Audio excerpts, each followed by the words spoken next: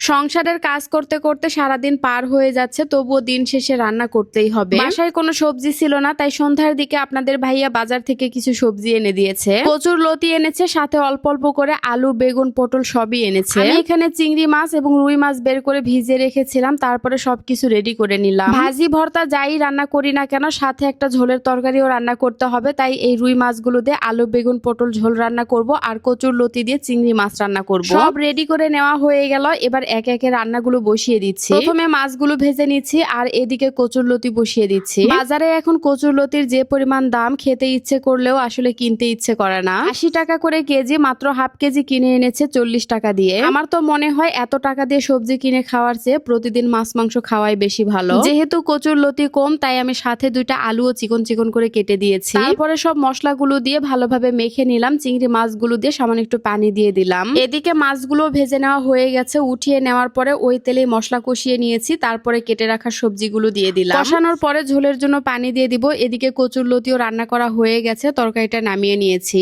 এই বাসায় আর মাত্র আমরা কয়েকটা দিন আছে, তারপরে নতুন বাসায় উঠে যাব। আপনারা অনেকেই জানতে চেয়েছেন আমাদের নতুন বাসার ভাড়া কত। আমরা আপাতত যে বাসায় আছি, এই বাসাটার ভাড়া 16,000 টাকা, আর নতুন বাসার ভাড়া 10,000 টাকা। লিফট নেই বলে এই বাসার চেয়ে ওই বাসার ভাড়া অনেকটাই কম, তবে লিফট লাগানোর পরে আবার ভাড়া বেড়ে যাবে। রান্না বান্না শেষ করে সবাই মিলে রাতের খাওয়া দাওয়া করলাম। রাতের খাওয়া দাওয়া করার পরে আরিয়ান বাবু বায়না ধরে সে কেক খাবে। অনেক রাত হয়ে গেছে, এত রাতে বাইরে বের হওয়া সম্ভব না। এয়ার ফ্রায়ারে এর আগেও আমি কেক বানিয়েছিলাম, তাই ভাবলাম আজকেও বানাই, সবাই মিলে খাওয়া হবে। কেক তো মাত্র 10 মিনিটে বানানো যায়, তবে কেকের ডো আমি ভালো বানাতে পারি না। ব্লেন্ডারে পরিমাণ মতো চিনি, ময়দা এবং 2টা ডিম দিয়ে আমি ডো বানিয়ে নিয়েছি। আজকে আমি কাপ কেক বানাবো। কফি খাওয়ার কিছু কাপ ছিল, তো সেগুলোর মধ্যেই আমি কেকগুলো বানাবো। কষ্ট করে কেক বানাচ্ছি, খেতে যেন ভালো হয়, তাই উপরে আমি কিছু কাজু বাদাম আর কিশমিশও দিয়েছি। এয়ার ফ্রায়ারের মধ্যে ছোট্ট একটা ট্রে আছে, তার মধ্যে আমি কাপগুলো সুন্দর করে সাজিয়ে নিলাম। এয়ার ফ্রায়ারে কোন খাবার তৈরি করতে কত মিনিট সময় লাগে সবই কিন্তু স্ক্রিনে দেওয়া আছে। কাপ কেক বানানোর জন্য আমি মাত্র 11 মিনিট টাইম সেট করে দিলাম, 11 মিনিটেই হয়ে যাবে। বাইরে থেকে কিন্তু দেখা যায় কেকগুলো কত সুন্দর ফুলে উঠছে। ফাইনালি 11 মিনিট পরেই কিন্তু কেকগুলো রেডি, আর দেখেন কত সুন্দর হয়েছে। বেশি দিলে ফুলে পড়ে যেত, তা আমি অল্প করে দিয়েছিলাম, আর দেখেন